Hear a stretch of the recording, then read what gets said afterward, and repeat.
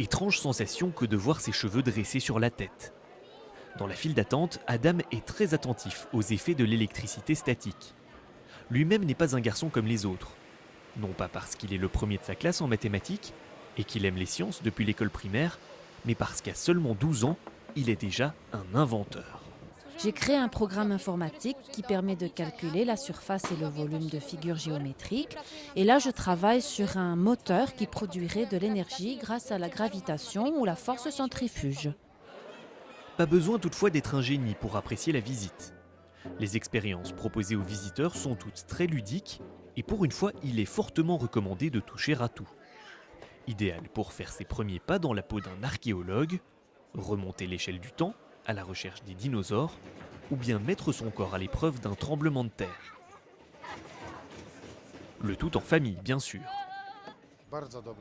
C'est un très bon moyen pédagogique.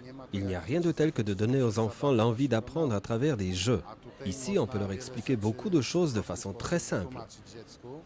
Le projet du Centre culturel Copernic est né en 2004 du succès des pique-niques scientifiques. Un rendez-vous annuel qui rassemble chaque année depuis 14 ans des dizaines de milliers de personnes dans le centre-ville de Varsovie.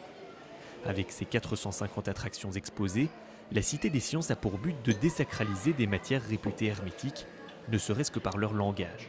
Ce centre est une réussite car c'était un défi intéressant pour les scientifiques. Ils ont eu l'occasion de raconter ce qu'ils font au quotidien à un Polonais lambda, quelqu'un qui d'habitude ne s'intéresse peut-être jamais à la science et qui vient là juste par curiosité.